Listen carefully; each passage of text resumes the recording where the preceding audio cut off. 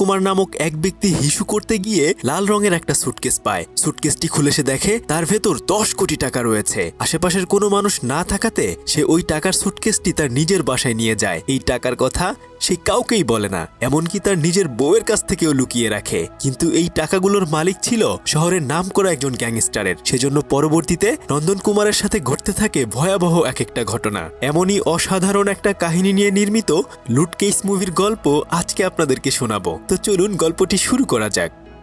গল্পের একদম শুরুতে দেখানো হয় দুজন ব্যক্তি আরেকজন ব্যক্তিকে জিজ্ঞেস করছে, আপনিই তো শহরের সেরা মাফিয়া জামিল ভাই, তাই না? জামিল তখন বলে, কেন রে, তোদের কি কোনো সন্দেহ আছে আমি জামিল না? এরপর একজন একটা ছবি বের করে তাকে দেখায়। তখন জামিল খুব ভাব নিয়ে বলে, হ্যাঁ এটাই তো আমি, এটা আমার 10 বছর আগের ছবি। আর তখনই তারা দুজন জামিলকে মেরে ফেলে। আর এই খবর বালা নামের একজন গ্যাংস্টারের কাছে চলে আসে। বালার একজন লোক তাকে বলতে থাকে জামিলকে মারার জন্য ওমরই ভাড়া করেছিল। বালা আসলে সবসময় ন্যাশনাল জিওগ্রাফি চ্যানেল দেখতে থাকে। সে তার লোকদেরকে বলতে থাকে ওমরকে ঠিক এভাবে কুমিরের মতো শিকার করতে হবে। যে লোকটি মারা গেছে সে তারই লোক ছিল। কিন্তু ওদিকে ওমর তার শালাকে মারতে থাকে কেন সে জামিলকে মেরে ফেলেছে। এখন তো তাকেও জেলে যেতে হবে। সেজন্য সে এমএলএ পাটিলের কাছে সাহায্যের জন্য যায়, যেন জামিলকে মারার জন্য তাকে জেলে যেতে না হয়। পাটিল তখন ওমরকে বলে, আরে তুই চিন্তা করিস না, তোর কাজটা আমি কোনোভাবে সামলে নেব। কিন্তু দেখ, আমার একটা কাজ তোকে করে দিতে হবে। তখন আর কোনো উপায় না পেয়ে জামিল সেটা আর মানা করতে পারে না। পাটিল বলে, আরে কঠিন কোনো কাজ না, পরশুদিন তোকে একটা সুটকেস দেব, ওর ভিতরে 10 কোটি টাকা থাকবে। তুই শুধু এই টাকাগুলো মিনিস্টারের অ্যাসিস্ট্যান্টের কাছে পৌঁছে দিবি। ওমর তখন তার এই কথায় রাজি হয়ে যায়। এসব ঝামেলা থেকে সাদাসিধে জীবনযাপন করে নন্দন কুমার। সে একটা প্রেসে চাকরি করে, কিন্তু খুব একটা টাকা পয়সা নেই। প্রতিদিন তার ঘরে নুন আনতে পান্তা ফুরায়। তাই তার বউ প্রতিদিন তার সাথে ঝগড়া করে। তার বউ তখন তাকে বলে, তুমি আমাকে 80,000 টাকা দাও, আমি নতুন একটা বিজনেস শুরু করি, তাহলে আমাদের সংসার ভালোই যাবে। কিন্তু নন্দন কুমার এত টাকা কোথায় পাবে? এত কিছুর উপর তাদের একমাত্র ছেলে আয়ুষ বায়না ধরে তাকে ওয়াটার পার্কে নিয়ে যেতে হবে। আসলে তাদের ছেলেটা খুবই পাকনা। সে এসে তার বাবাকে বলে, বাবা আমি বুঝতে পেরেছি আমাদের ফ্যামিলিতে ফাইন্যান্সিয়াল প্রবলেম চলছে, কিন্তু আমার ওয়াটার পার্কে যাওয়ার কথা ভুলে যেও না কিন্তু। যাই হোক, নন্দন প্রতিদিনের মতো প্রেসে এসে কাজ করতে থাকে। আর তখন তার বস এসে তাকে অনেক বেশি প্রশংসা করতে শুরু করে এবং শেষমেশ তাকে বলে, পরশুদিন থেকে তোমাকে নাইট শিফট করতে হবে। এটা শুনে বেচারা নন্দন আকাশ থেকে পড়ে।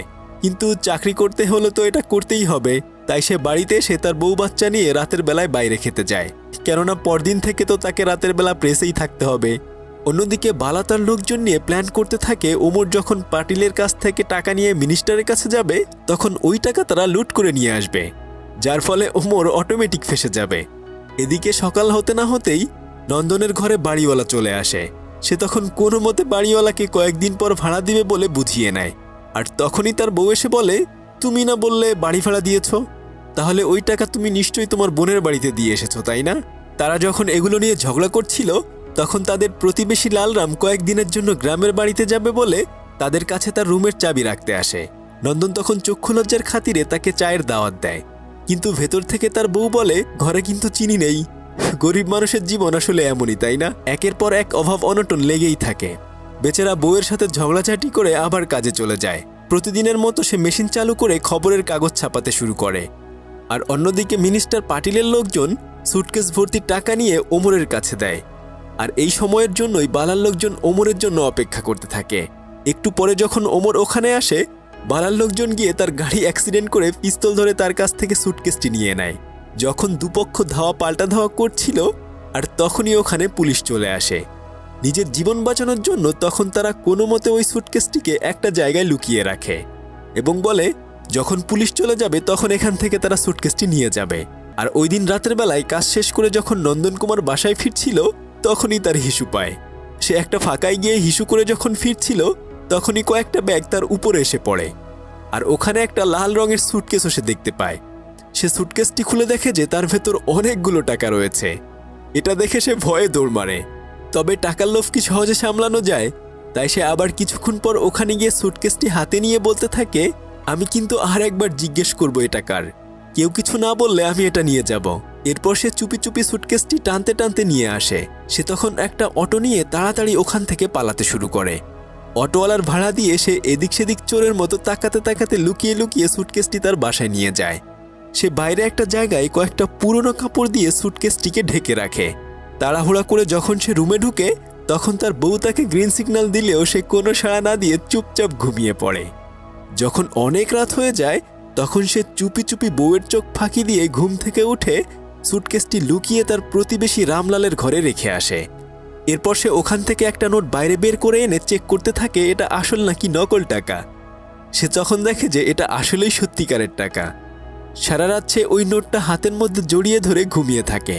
পরদিন সকাল হওয়ার সাথে সাথে সে আবার ওই রুমের ভিতর গিয়ে সুটকেসের টাকাগুলো দেখে অবাক দৃষ্টিতে তাকিয়ে থাকে। সে টাকার ওপর শুয়ে বলতে থাকে, ও টাকা, তোরে আমি কত ভালোবাসি, সারা জীবন তোকে আমি খুঁজেছি, আজকে তুই আমার কাছে এসেছিস। এত টাকা পেয়ে সে একদমই সেই খুশিতে আত্মহারা হয়ে যায়। কিন্তু অন্যদিকে বালার লোকজন যেখানে সুটকেসটি রেখেছিল সেখানে খুঁজেও আর সেটা পায় না। ওমর এমএলএ পাটিলকে বলে নিশ্চয় বালা এই কাজ করেছে। সে বালাকে কল দেয়, কিন্তু বালা বলে আমি কোনো সুটকেস নেইনি, আর যদিও আমি নিতাম এটা কোনোদিনও তোকে ফেরত দিতাম না। ওমর তখন ভুলে ভুলে ফোন না কাটার কারণে এমএলএ পাটিলের সাথে সমস্ত কথাবার্তা বালা শুনে ফেলে। আসলে সুটকেসের সাথে এমএলএ পাটিল জরুরি একটা ফাইলও দিয়েছিল মিনিস্টারের কাছে দেওয়ার জন্য, কিন্তু তারা ওই সুটকেসের সাথে ওই ফাইলটাও হারিয়ে ফেলেছে। ওই ফাইলের ভেতর রাজ্যের সমস্ত এমএলএ সহ মিনিস্টারের দুর্নীতির সব কিছু রয়েছে। এই কথা বালা মোবাইলে শুনে ফেলে। তখন বালা বুঝে যায় এই ফাইল দিয়ে আসলে অনেক কিছু করা সম্ভব, তাই যেভাবেই হোক না কেন ওই ফাইল খুঁজে বের করার জন্য তার লোক লাগিয়ে দেয়। মিনিস্টার এমএলএ পাটিলকে কল করলে সে বলে চিন্তা করবেন না, কয়েকদিনের মধ্যেই আপনার ফাইল এবং সুটকেস আপনার কাছে পাঠিয়ে দেব। সে তখন একজন পুলিশ অফিসারকে কল করে তার বাসায় আসতে বলে। সে তাকে বলে যেভাবেই হোক না কেন ওই সুটকেস আর ফাইলটি খুঁজে বের করতে হবে। পুলিশ অফিসার তখন সুটকেস খোঁজার জন্য তার লোক লাগিয়ে দেয়। অন্যদিকে নন্দন পরের দিন প্রেসে আসলে সে টিভিতে সেদিনের রেল স্টেশনের যে গোলাগুলি হয়েছিল সে খবর শুনতে পায়। এটা শুনেই বেচারার আত্মা শুকিয়ে যায়, কেননা ওখান থেকেই সে এই সুটকেসটি পেয়েছিল। তখন তার এক কলিগ এসে তাকে বলে এখনকার কেস সলভ করা কোনো ব্যাপারই না, সিসিটিভি ফুটেজ চেক করলেই সমস্ত কিছু পাওয়া যাবে। এই কথা শুনে সে তো অনেক বেশি চিন্তায় পড়ে যায়। কোনো মতে রাত্রিবেলা ডিউটি শেষ করে ভয়ে ভয়ে যখন সে ওখান দিয়ে যাচ্ছিল, আর তখনই তাকে পুলিশ ডেকে বলে তুই তো এদিক দিয়ে প্রতিদিন যাওয়া আসা করিস তাই না, কালকে যে এখানে গোলাগুলি হয়েছে এই সম্পর্কে কিছু জানিস? সে তখন বলে স্যার আমি প্রেসে কাজ করি, আমি এসবের কোনো কিছুই জানি না, আর তাছাড়া আপনি সিসিটিভি ফুটেজ চেক করলেই তো পাবেন। তখন ওই পুলিশ বলে আসলে এখানে সিসিটিভি ক্যামেরা দুইটাই নষ্ট, তাই কোনো ফুটেজ তাদের কাছেই নাই। এই কথা শুনে সে তার মাথার ক্যাপটি ফেলে দেয়। আসলে সে এই মাথার ক্যাপ পরে এখান দিয়ে লুকিয়ে লুকিয়ে যাচ্ছিল। সে ফুর্তিতে ফুর্তিতে তখন বাড়িতে ফিরে এসে সুটকেস চেক করে আবার ঘুমিয়ে যায়। নন্দনের দিনকাল এখন বেশ ভালোই যাচ্ছে। সে ওখান থেকে টাকা বের করে বউ বাচ্চা নিয়ে আনন্দে ঘুরে বেড়ায়। বাড়িওয়ালা সমস্ত পাওনা ভাড়া দিয়ে সে কিছু টাকা অ্যাডভান্সও করে দেয়। অন্যদিকে বালা, ওমর এবং পুলিশ অফিসারের লোকজন সব জায়গায় তন্ন তন্ন করে সেই সুটকেসটি খুঁজতে থাকে। নন্দন কুমার তার বউ বাচ্চা নিয়ে মুভি দেখতে যায়। তখন তার বউ বলে আজকে রাতের বেলায় বাড়িতে একটু দেরি করে ফিরবো, কেননা আমাদের ঘর আর রামলালের ঘর পরিষ্কার করার জন্য আমি কাজের লোক পাঠিয়ে দিয়েছি। রামলালের ঘরের কথা শুনে নন্দনের কলিজা শুকিয়ে যায়, কেননা ওই ঘরেই তো সমস্ত টাকাগুলো সে রেখে এসেছে। কিন্তু এখন সে সিনেমা হল থেকে কিভাবে বের হবে সেই বুদ্ধি করতে থাকে। কিছুক্ষণ পরে সে মোবাইলে নকল কল ধরে বলতে থাকে আরে আমার বন্ধুর অ্যাক্সিডেন্ট হয়ে গেছে, এখনই আমাকে যেতে হবে।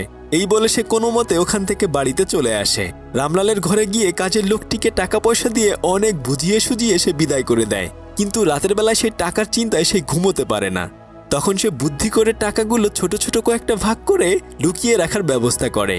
সে ঘরের কোনায় কোনায় এক এক জায়গায় ওই টাকাগুলো বান্ডেল করে লুকিয়ে রাখে, যেন তার বউ কিংবা কেউ সেটা আর কোনোদিনও খুঁজে না পায়। অন্যদিকে পুলিশ অফিসার তো কুত্তার মতো সুটকেসটি খুঁজতে থাকে। সে তার লোকদেরকে বলে আশেপাশের দোকান থেকে কোনোভাবে সিসিটিভির ফুটেজ কালেক্ট করার জন্য। কিন্তু এদিকে তো আমাদের নন্দন কুমার খুবই মজায় আছে। সে তার অফিসের লকারেও এক বান্ডেল টাকা ঢুকিয়ে রাখে। আর তখন তার বস এসে তাকে বলে যে এই বছরের বেস্ট এমপ্লয়ি পুরস্কার তুমিই পেতে যাচ্ছ, আর সেই সাথে 7,000 টাকাও পাবে। সে তো মনে মনে ভাবে 7,000 টাকা তো এখন আমার কাছে কোনো কিছুই না। যাই হোক, সে জলদি জলদি অফিস শেষ করে বাড়িতে তার বউয়ের জন্য বিশাল বড় একটা ওভেন কিনে নিয়ে আসে এবং তার ছেলের জন্য একটা স্কুল ব্যাগও কিনে দেয়। কিন্তু তার বউ তখন একটু একটু করে তাকে সন্দেহ করতে থাকে। সে তাকে জিজ্ঞেস করলে সে বলে আরে আমার এক বন্ধু আছে, সেই বন্ধুর দোকান থেকে আমি ডিসকাউন্টে এগুলো এনেছি। পরদিন সকালবেলা যখন সে পানির ট্যাপ চালু করে তখন সে দেখে যে পানি আসছে না। একটু পরে খেয়াল করে সে দেখে যে যেই ট্যাঙ্কের ওখানে সে টাকা রেখেছিল সেগুলো ভিজে গেছে। বেচারা তখন একদম কাচুমাচু হয়ে যায়। কিন্তু বেচারার কপাল এত বেশি খারাপ যে একটু পরেই তার প্রতিবেশী রামলাল চলে আসে। সে রামলালকে বলতে থাকে, আপনার না আরও 1 সপ্তাহ পরে আসার কথা ছিল, আপনি এত আগেই চলে এসেছেন। রামলাল তখন বলে, আমার বাড়িতে সমস্ত কাজ শেষ হয়ে গেছে, এজন্য চলে এসেছি। এরপর সে তার ঘরের চাবি চায়, কিন্তু এখন তো নন্দন কুমার একদমই ধরা খেয়ে যাবে, তাই সে তখন বলে যে আমি আপনার চাবিটি হারিয়ে ফেলেছি। বেচারা তখন চাবি বানানোর জন্য মিস্ত্রি আনতে যায়, আর এই ফাঁকে নন্দন কুমার গিয়ে তার সমস্ত টাকা পয়সা সহ সুটকেসটি নিজের রুমে নিয়ে আসে। আর তখনই ওখানে রামলাল মিস্ত্রি নিয়ে উপস্থিত হয়। নন্দন কুমার তখন বলে, আমি আপনার হারানো চাবিটা খুঁজে পেয়েছি, আসলে এটা বাথরুমে পড়ে গিয়েছিল। তখন সে বলে, থাক, ওই চাবি আমার আর লাগবে না। এই যাত্রায় সে হাঁপ ছেড়ে বেঁচে যায়। তবে তার ভেজা টাকাগুলো সে ছাদে নিয়ে শুকাতে দেয়। তারপর সে তার অ্যাওয়ার্ডের অনুষ্ঠানে গিয়ে দেখে যে এতক্ষণে অনুষ্ঠান শেষ হয়ে গেছে। সে বাসায় ফিরে আসলে তাদের এক প্রতিবেশীর বার্থডে পার্টি ছিল, তারা সবাই তখন মজা করতে থাকে। কিন্তু কিছুক্ষণ পরে দেখা যায় আকাশ থেকে উড়ে উড়ে টাকা পড়ছে। সবাই তখন টাকা কুড়াতে লেগে যায়, কিন্তু নন্দন কুমারের মনে পড়ে, হায় রে, এই টাকা তো সে ছাদে শুকাতে দিয়েছিল। তাই সে তখন দৌড়ে ছাদে গিয়ে দেখে যে তার টাকাগুলো সব চলে গেছে। বেচারা তখন সেগুলো কোনো মতে গুছিয়ে নিজের কাছে রাখে, কিন্তু নিচ থেকে তার বউও ভাগে অনেকগুলো টাকা পায়। যাই হোক, দোকানের সিসিটিভির ফুটেজ এনে পুলিশ অফিসার চেক করতে থাকে, আর তখনই সে দেখতে পায় যে একজন লোক একটা সুটকেস নিয়ে অটোতে উঠে যাচ্ছে। তারা তখন অটোর নাম্বার লিখে রাখে, কিন্তু এত টাকা পেয়ে নন্দন কুমারের আর ঘুম আসে না। সে চিন্তা করতে থাকে, এত টাকা এখন সে কি করবে, সে এই টাকা কিভাবেই বা খরচ করবে।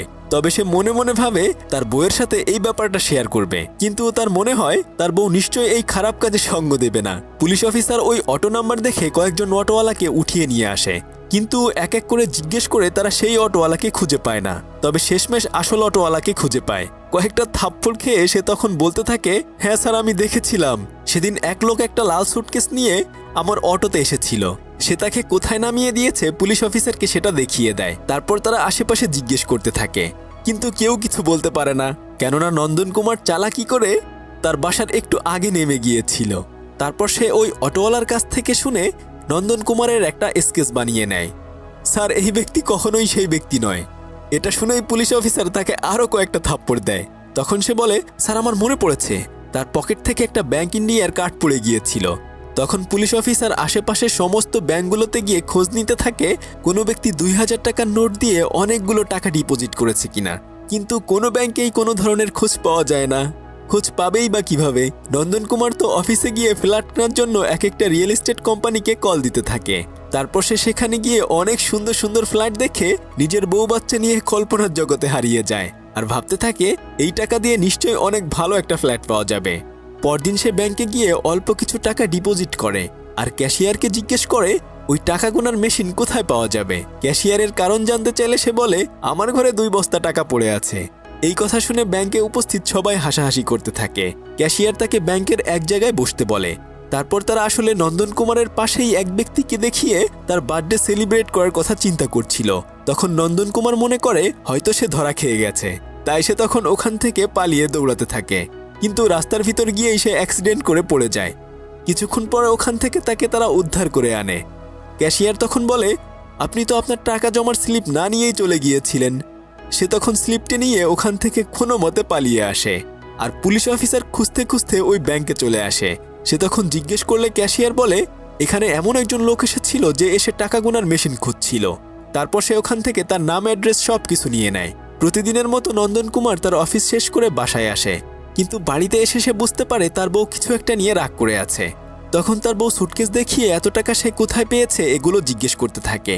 সে বলে, আমি এগুলো রাস্তায় পেয়েছি, কিন্তু তার বউ এ কথা একদমই বিশ্বাস করে না। সে বলতে থাকে, তুমি চুরি করে এনেছো কিনা, আর রাস্তায় পড়ে থাকা টাকা কেনই বা আমাদের ঘরে এনেছো? কিন্তু সে বলে, আমি এই টাকা পেয়েছি সেজন্য নিয়ে এসেছি, আর তাছাড়া যখন আমি নিয়ে এসেছিলাম কেউ দেখেনি এটা। কিন্তু তার বউ বলে, কেউ না দেখলেও নিশ্চয়ই সৃষ্টিকর্তা এটা দেখেছে, আর তুমি যে কাজ করেছো সেটা একদমই ভালো করো নাই। আমাদের অবশ্যই পুলিশের কাছে এই টাকা ফেরত দিয়ে আসা উচিত। এ কথা বলতে বলতেই তারা দেখে যে তাদের পেছনে সেই পুলিশ অফিসার এসে বসে রয়েছে। সে তখন পিস্তল ধরে কোথায় টাকা রেখেছে সেগুলো জানতে চায়। শুরুতে সে না বললেও থাপ্পড় খেয়ে পরে ভয়ে ভয়ে বলে যে সে ওই সুটকেসটা নিয়ে এসেছিল। একটু পর তার বউ ওই সুটকেসটি এনে পুলিশের কাছে দেয়। পুলিশ ওটা খুলে দেখে যে তার ভেতরে অল্প কিছু টাকা রয়েছে। তখন সে জানতে চায় বাকি টাকা কোথায় রয়েছে। নন্দন কুমার তখন ঘরের কোনায় কোনায় যেখানে টাকা লুকিয়ে রেখেছিল সেগুলো এক একটা করে বের করতে থাকে, আর এটা দেখে তার বউ অনেক বেশি অবাক হতে শুরু করে। কিন্তু পুলিশ অফিসার সুটকেসের ভেতর থেকে সেই ফাইলটি খুঁজে বের করে একদমই অবাক হয়ে যায়, কেননা এটা দিয়ে সে চাইলেই ব্ল্যাকমেল করে আরো কোটি কোটি টাকা কামাই করতে পারবে। তাই সে তখন সমস্ত টাকা পয়সা সহ নন্দন কুমারকেও গাড়িতে করে নিয়ে যায়। আর এই দৃশ্যটা বালার কয়েকজন লোক ছবি তুলে বালাকে পাঠিয়ে দেয়। পুলিশ অফিসার নন্দনকে নিয়ে তার প্রেসের এখানে বাকি টাকা নেয়ার জন্য আসে। নন্দন যখন বাকি টাকা আনতে যায় তখন সে দেখে যে ওখানে তার বস বসে রয়েছে।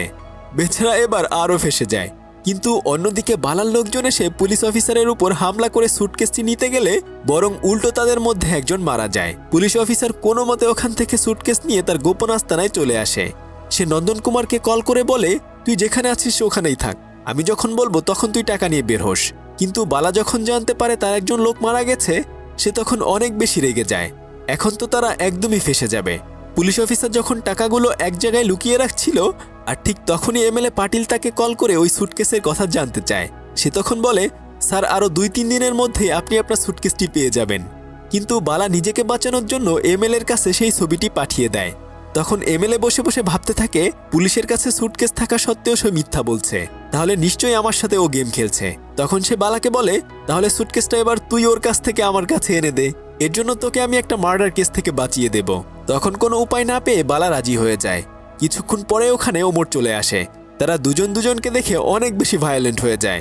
কিন্তু এমএলএ বলে, যেভাবেই হোক নিজেদের মধ্যে মারামারি না করে বরং তোরা দুজনেই সুটকেসটা কোনোভাবে আমার কাছে এনে দে। এরপর তারা সবাই আবার সুটকেস খোঁজার পিছনে লেগে পড়ে। এমএলএ ওমরকে বলে, সুটকেসটি যাই হোক না কেন ওই ফাইলটি অবশ্যই আমার কাছে এনে দিবি।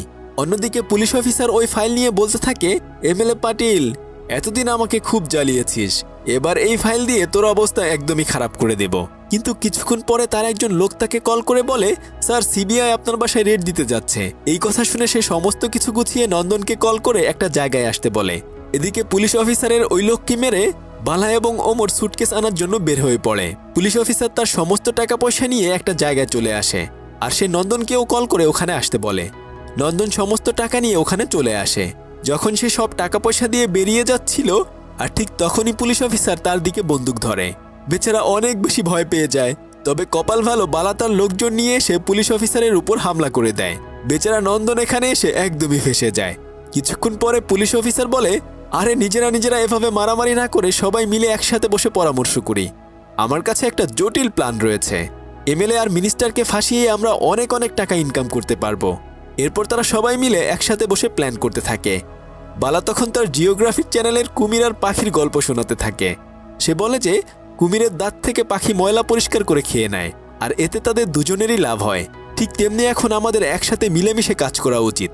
কিন্তু এই সহজ কথা পুলিশ অফিসার বুঝতে পারছিল না। তখন নন্দন তাদেরকে সবকিছু সহজ ভাষায় বুঝিয়ে দেয়। কিন্তু একটু পরে পুলিশ অফিসারের এক লোক এসে তাদের উপর হামলা করলে আবারও তারা একে অপরের মধ্যে মারামারি শুরু করে দেয়। কিছুক্ষণ পরে গোলাগুলির এক পর্যায়ে দেখা যায় যে তারা সবাই আসলে একে অপরকে গুলি করে মেরে ফেলেছে। আর নন্দন কুমারও ওখানে অজ্ঞান হয়ে পড়ে আছে। আর তার বউ যখন কল করে বউয়ের কলের কারণে তার জ্ঞান ফিরে আসে। তখন সে তার বউকে বলতে থাকে, টাকার পিছে ঘুরতে ঘুরতে আমি আমার জীবনটাই প্রায় শেষ করে দিচ্ছিলাম, আমার আর এত টাকা পয়সার দরকার নাই, আমি এখনই বাড়িতে ফিরে আসছি। এই বলে যখন সে তার বাজার করার ব্যাগটা টান দেয় আর তখনই সে ওই সুটকেসটা ওখানে পড়ে থাকতে দেখে। তবে একটু পরে উপর থেকে সেই পুলিশ অফিসারের লুকিয়ে রাখা আরো টাকা পয়সা পড়তে শুরু করে। এবার সে আর লোভ সামলাতে পারে না, সে আবার ওই সুটকেসটা ভরে বাকি টাকাগুলো নিয়ে যায়। একেই বলে টাকার নেশা। টাকা পয়সা এমন এক জিনিস একদম ভোলা ভালা মানুষকেও অমানুষ করে তোলে। তবে এমনই একবার একটা কুকুর 100 কোটি টাকার মালিক হয়ে যায়। সবাই তখন ওই কুকুরটাকে খুঁজতে থাকে। কুকুরের কোটিপতি হওয়ার গল্পটি দেখতে চাইলে স্ক্রিনে থাকা আমাদের এই ভিডিওটি দেখুন। এতক্ষণ আপনাদের সাথে ছিলাম আমি সাদি।